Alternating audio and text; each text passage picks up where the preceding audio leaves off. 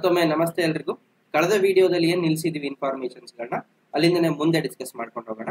ಅಲ್ಲಿ ನಾವು properties of living organisms study ಮಾಡಿದೀವಿ. ಈಗ diversity in the living world. ಮೊದಲನೇದು ಬಯೋಡೈವರ್ಸಿಟಿ. ಲೈಫ್ ನ ಕಲಿತಿರೋದು ಬಯಾಲಜಿಲಿ, ಹಾಗೆ ಬಯೋಡೈವರ್ಸಿಟಿ ಅಂದ್ರೆ ಏನು ಅಂತ ಒಂದು MCQ ಇರ್ತದೆ. What is biodiversity? ಬಯೋಡೈವರ್ಸಿಟಿ ಅಂತ ಕೂಡಲೇ ನಮ್ಮ ತಲೆಯಲ್ಲಿ ನೆನಪಾಗಬೇಕಾಗಿರೋದು it is the number and type of organisms present ಅಂತ. So not only the number, ಕೇವಲ ನಂಬರ್ ಒಂದೇ ಅಲ್ಲ, right? It is also what is the variety, what is the different types of. See, there are 100 sheep. 100 ಕುರಿಗಳಿದಾವೆ ನನ್ನ ಹತ್ರ ಅಂದಾಗ 100 organism ಇದಾವೆ ಅಂತ ಅಲ್ಲ, 100 ವೆರೈಟೀಸ್ ಆಫ್ ಆರ್ಗಾನಿಸಮ್ಸ್ ಇದೆ ಅಂತ ಅಲ್ಲ, right? It is number and also type of organisms. ಆ 100 ಕುರಿಗಳು ಒಂದು ಟೈಪಿಗೆ ಬರ್ತವೆ. ಹ್ಯೂಮನ್ಸ್ ನಾವು ಸೆಕೆಂಡ್ ಟೈಪಿಗೆ ಬರ್ತೀವಿ. ಹಾಗೆ ನಂಬರ್ ಎರಡಾಯ್ತು, ಟೈಪ್ಸ್ ಗಳು ಕೂಡ ನಂಬರ್ ಜಾಸ್ತಿ ಆಗ್ಬೋದು, ಟೈಪ್ಗಳು ಜಾಸ್ತಿ ಆಗ್ತಾ ಬರುತ್ತೆ. ಡನ್. ಹಾಗೆ diversity in the living world ಅಂತ ಬಂದಾಗ ಇದುವರೆಗೂ ಪ್ರಪಂಚದಲ್ಲಿ ಭೂಮಿ ಮೇಲೆ ಕೌಂಟ್ ಮಾಡಿ ನಮ್ಮ ಹತ್ತಿರ ಅಳತೆ ಪ್ರಕಾರ ಎಷ್ಟು ಆರ್ಗಾನಿಸಮ್ಸ್ ಗಳು ಪ್ರೆಸೆಂಟ್ ಆಗಿದೆ. ಓಕೆ, ಸೊ ಅರೌಂಡ್ ನಂಬರ್ ಅಂತ ಬಂದಾಗ 1.7 to 1.8 million, right? So IUCN ಅವರು ಒಂದು ವ್ಯಾಲ್ಯೂನ ರಿಲೀಸ್ ಮಾಡಿದ್ದಾರೆ. 1.7 ಇಂದ 1.8 ಮಿಲಿಯನ್ ಅಷ್ಟು ಸ್ಪೀಸೀಸ್ ಗಳು ಪ್ರೆಸೆಂಟ್ ಆಗಿರಬಹುದು ಅಂತ ಇಂಪಾರ್ಟೆಂಟ್ MCQ. Next, taxonomy. ಈ ಒಂದು ಡೈವರ್ಸಿಟಿ ಆಫ್ ಲಿವಿಂಗ್ ವರ್ಲ್ಡ್ ಅಲ್ಲಿ ನಾವು ಒಂದು ಹೊಸ ಆರ್ಗಾನಿಸಮ್ಸ್ ಗಳನ್ನ ಐಡೆಂಟಿಫಿಕೇಶನ್ ಮಾಡ್ತೀನಿ. So which is the identification, classification and nomenclature, naming ನ ಕೊಡ್ತಕ್ಕಂತ ಒಂದು ಸಿಸ್ಟಮ್ ಅನ್ನ ನಾವು ಸಿಸ್ಟಮ್ಯಾಟಿಕ್ಸ್ ಅಂತ ಕರಿತೀವಿ, ಅಥವಾ ಅದನ್ನ ನಾವು ಟ್ಯಾಕ್ಸಾನಮಿ ಅಂತ ಕರಿತೀವಿ. Taxonomy includes which among the following: identification, classification, nomenclature, organisation. Which one of the following is not a part of taxonomy? Organisations ಬರೋದಿಲ್ಲ. ಹಾಗೆ ಡೈವರ್ಸಿಟಿ ಇನ್ ಲಿವಿಂಗ್ ವರ್ಲ್ಡ್ ಅಂತ ಬಂದಾಗ ಸಿಸ್ಟಮ್ಯಾಟಿಕ್ಸ್ ಅನ್ನೋ ಒಂದು ಟರ್ಮ್ ನ ಬಹಳ ಇಂಪಾರ್ಟೆಂಟ್ ಮಾಡ್ತೀವಿ. ಈ ಕೇವಲ ನಾವು ಯಾವುದೋ ಒಂದು ಆರ್ಗಾನಿಸಮ್ಸ್ ಗಳು ಹಿಂದೆ ಹೇಗಿತ್ತು ಅನ್ನೋದು ಕೂಡ ಅಷ್ಟೇ ಇಂಪಾರ್ಟೆಂಟ್. ಅದರದ್ದು ಐಡೆಂಟಿಫಿಕೇಶನ್, ಟ್ಯಾಕ್ಸಾನಮಿ ಜೊತೆಗೆ ಅದ್ರ ಎವಲ್ಯೂಷನರಿ ಹಿಸ್ಟ್ರಿ ಹೇಗಿದೆ, ಅದ್ರ ಪೇರೆಂಟ್ಸ್ ಯಾರು, ಗ್ರಾಂಡ್ ಪೇರೆಂಟ್ಸ್ ಯಾರು, ಅದ್ರ ಹಿಂದಿನ ಜನರೇಷನ್ ಹೇಗಿದೆ, ಎಲ್ಲಿಂದ ಆರ್ಗಾನಿಸಮ್ಸ್ ಅದು ಎಲ್ಲಿ ಕನೆಕ್ಟ್ ಆಗಿದೆ, ಇದೆಲ್ಲದನ್ನು ಕೂಡ ಸಿಸ್ಟಮ್ಯಾಟಿಕ್ಸ್ ಅಂತ ಕರಿತೀವಿ. ವೆರಿ ವೆರಿ ವೆರಿ ಇಂಪಾರ್ಟೆಂಟ್ ಒಂದು MCQ ಬರ್ತದೆ. ಸಿಸ್ಟಮ್ಯಾಟಿಕ್ಸ್ ಅನ್ನೋದು it is a Latin word.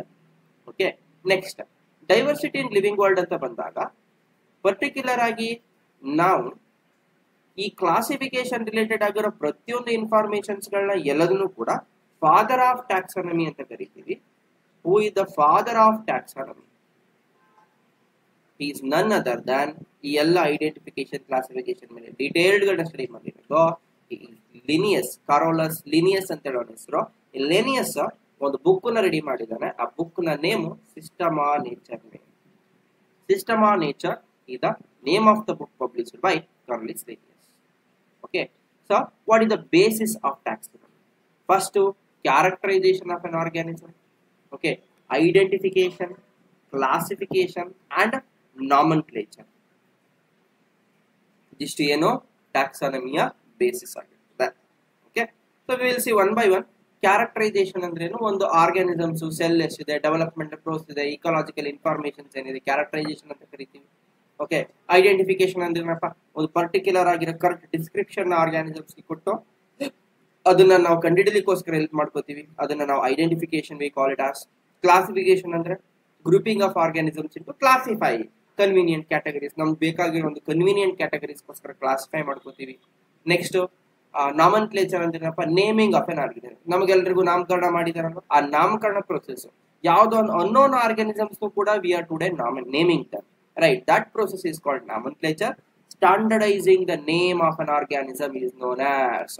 So that should be same name all over the world. ಎಲ್ಲ ಕಡೆ ಹೋದ್ರೆ ಹನಿ ಬೀನ್ ಅಂತ ಕರಿಬೇಕು, ಮ್ಯಾಂಗೋನ ಒಂದ್ ಕಡೆ ಮ್ಯಾಂಗೋ ಅಂತ ಕರಿ, ಇನ್ನೊಂದ್ ಕಡೆ ಆಮ್ ಅಂತ ಕರೆಯೋದು, ಇನ್ನೊಂದ್ ಕಡೆ ಯಾವ್ದೋ ಒಂದಿಷ್ಟು ಬೇರೆ ತರ ಮಾವು ಅಂತ ಕನ್ನಡದಲ್ಲಿ ಕರಿತೀವಿ ನಾವು, ಯಾವ ತರ ಹಂಗ ಆಗ್ಬಾರ್ದು, ರೈಟ್? ಸೊ ಕೆಲವೊಮ್ಮೆ ಕನ್ಫ್ಯೂಷನ್ಸ್ ಗಳು ಕ್ರಿಯೇಟ್ ಆಗ್ಬಾರ್ದು ಅನ್ನೋದಕ್ಕೋಸ್ಕರ ಸೇಮ್ ನೇಮ್ ನ ಕೊಡ್ಬೇಕು ಅಂತ ಹೇಳಿ ಟ್ಯಾಕ್ಸಾನಮಿಸ್ಟ್ ಡಿಸ್ಕಸ್ ಮಾಡ್ತಾರೆ.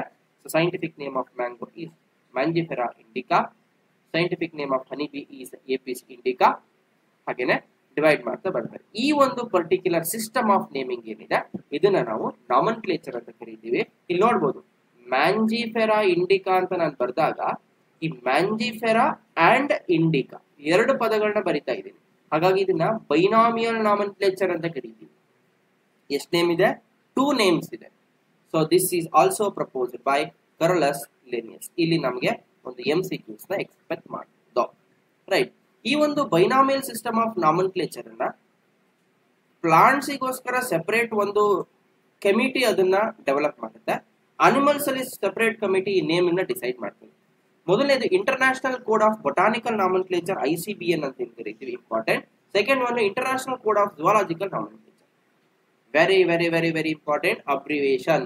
What is ICBN, what is ICZN ಅಂತ ಹೇಳಿ ಅಬ್ರಿವೇಷನ್ ಕೇಳ್ತಾನೆ. ಅದು Indian code of botanical nomenclature, international ಇದೆಯಲ್ವಾ ಇಂಡಿಯನ್ ಅಂತ ಮಾಡ್ತಾನೆ. ಸೆಕೆಂಡ್ ಒನ್ ಅಲ್ಲಿ ಬೊಟಾನಿಕಲ್ ಅಂತ ಇದೆ, ಬಯೋಲಾಜಿಕಲ್ ಅಂತ ಕೊಡ್ತಾನೆ. ರೈಟ್, ಇಲ್ಲಿ ಇಂಟರ್ನ್ಯಾಷನಲ್ ಇಂಡಿಯನ್ ಕೋಡ್ ಆಫ್ ನಾಮನ್ಕ್ಲೇಚರ್ ಅಂತ ಕೊಡ್ತಾನೆ. ಹಾಗಾಗಿ ಇವುಗಳನ್ನ ಕರೆಕ್ಟ್ ಆಗಿ ನೋಡ್ಕೊಳ್ಳಿ. What is the scientific name of tiger? ಹಾಗಾದ್ರೆ ಇಲ್ಲಿ ಕೊಟ್ಟಿದ್ದಾನೆ ನೋಡಿ, ಟೈಗರ್ ಪ್ಯಾಂಥೆರಾ ಟೈಗ್ರಿಸ್. ಸಿ, ಈ ಒಂದು ನೇಮ್ ಅನ್ನ ಬರೀಲಿಕ್ಕೂ ಕೂಡ ನಾನೊಂದು ರೂಲ್ ನ ಫಾಲೋ ಮಾಡ್ಬೇಕು. ಅದನ್ನ ರೂಲ್ಸ್ ಆಫ್ ಬೈನಾಮಿಯಲ್ ನಾಮನ್ಕ್ಲೇಚರ್ ಅಂತ ಕರಿತೀವಿ. ಆ ರೂಲ್ಸ್ ಈ ಒಂದು ಸಿಂಪಲ್ ಆಗಿರೋ ಸ್ಲೈಡ್ ಅಲ್ಲಿ ಸಿಂಪಲ್ ಆಗಿ ಫೈನಲೈಸ್ ಮಾಡಿ. ನೋಡಿ, ನಾ ಇಲ್ಲಿ ಮ್ಯಾಂಜಿಫೆರಾ ಇಂಡಿಕಾ ಅಂತ ಬರಿತೀನಿ. ಫಸ್ಟ್ ಲೆಟರ್ ನ ಕ್ಯಾಪಿಟಲ್ ಲೆಟರ್ ಅಲ್ಲೇ ಬರ್ದಿದೀನಿ ಅಲ್ಲೇನಪ್ಪ. ನೋಡಿ, 2 ಲೆಟರ್ಸ್ ಗಳನ್ನ ಬರ್ದೀನಿ, ಎರಡನ್ನೂ ಸೇಮ್ ಖುಷಿ ಆಗ್ಲಿ ಅಂತ ಹೇಳಿ ಅಂಡರ್ಲೈನ್ ಮಾಡಿಲ್ಲ, ಸಪರೇಟ್ ಮಾಡಿನೇ ಅಂಡರ್ಲೈನ್ ಮಾಡಿದ್ದೀನಿ. ಅಬ್ಸರ್ವ್ ಮಾಡಬಹುದು. ಇದನ್ನ ನಾವು ಜೀನಸ್ ನೇಮ್ ಅಂತ ಕರಿತೀವಿ. Here you can see this is the genus name and this is the species name. ಮ್ಯಾಂಜಿಫೆರಾದಲ್ಲಿ ಮ್ಯಾಂಜಿಫೆರಾ ಅನ್ನೋದು ಜೀನಸ್, ಇಂಡಿಕಾ ಅನ್ನೋದು ಸ್ಪೀಸೀಸ್. ಓಕೆ, ಇಲ್ಲಿ ನೋಡೋಣ ಒಂದ್ಸಲ. Scientific name are taken from which language? They are taken from Latin language.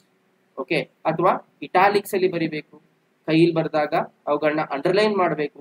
ಯಾವ ತರ underline ಮಾಡಬೇಕು? They should be separately underline. First word ಅನ್ನ ನಾವು ಜೀನಸ್ ನೇಮ್ ಅಂತ ಕರಿತೀವಿ.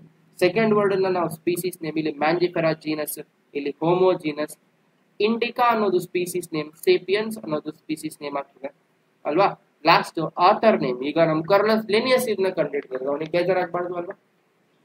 ಆತನ ಒಂದು ನೆನಪಿಗೋಸ್ಕರ ಕರ್ಲಸ್ ಲಿನಿಯಸ್ ನ ಸ್ಮಾಲ್ ಅಲ್ಲಿ ಅಬ್ರಿವೇಟೆಡ್ ಫಾರ್ಮ್ ಅಲ್ಲಿ you can see here in abbreviated form that should be written in Linnaeus. Okay, ನಮಸ್ಕಾರ. ನೆಕ್ಸ್ಟ್ ಕ್ಲಾಸ್ ಅಲ್ಲಿ ಇದಕ್ಕೆ ರಿಲೇಟೆಡ್ ಆಗಿರೋ ಒಂದಷ್ಟು MCQs ಗಳ ಜೊತೆ ಬರ್ತೀನಿ. Until then, bye bye.